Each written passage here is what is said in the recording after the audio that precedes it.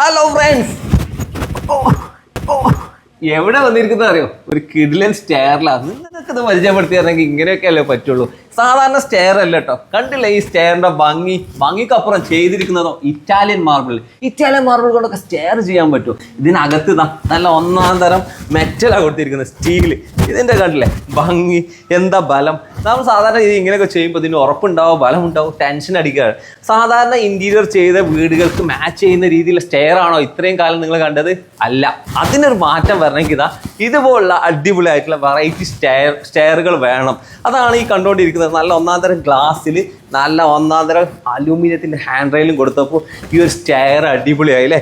എന്താ ഒരു ഭംഗി, എന്താ ഒരു ഫീല്. വീടിൻ്റെ ഇൻറ്റീരിയറിന് മാച്ച് ചെയ്യുന്ന രീതിയിലുള്ള സ്റ്റെയറുകൾ നിർമ്മിക്കണ്ടേ? ഇതിൻ്റെ അടിഭാഗം വരെ കവർ ചെയ്തിട്ടുണ്ട്. ഒരു മരം കൊണ്ട് കവർ ചെയ്യുമ്പോൾ നമുക്ക് എളുപ്പമായിട്ട് തോന്നുന്നു ഇത് കാണുമ്പോൾ. കാരണം ഇത് ചെയ്തിരിക്കുന്ന മാർബിൾ അടിയിലൊക്കെ പിടിപ്പിക്കണമല്ലോ. പ്ലേറ്റ് ഉണ്ട്, സ്റ്റീലിന്റെ പ്ലേറ്റ് ആണ്. എത്ര അത് 12 വന്ന്. അപ്പൊ 12 ആകുമ്പോൾ നമുക്കൊരു ഷെയ്ക്കിങ്ങോ ബെൻഡിങ്ങോ ഒന്നും ഉണ്ടാവില്ല. സ്റ്റാഡി നോക്കട്ടെ. മെറ്റൽ സ്ട്രക്ചർ കൊണ്ടുള്ള സ്റ്റെയർ ചെയ്യണമെങ്കിൽ 1 ലക്ഷം രൂപ നിങ്ങൾക്ക് ചെയ്യാം. പക്ഷെ അത് ചെറിയ ബഡ്ജറ്റ് ആയിരിക്കും.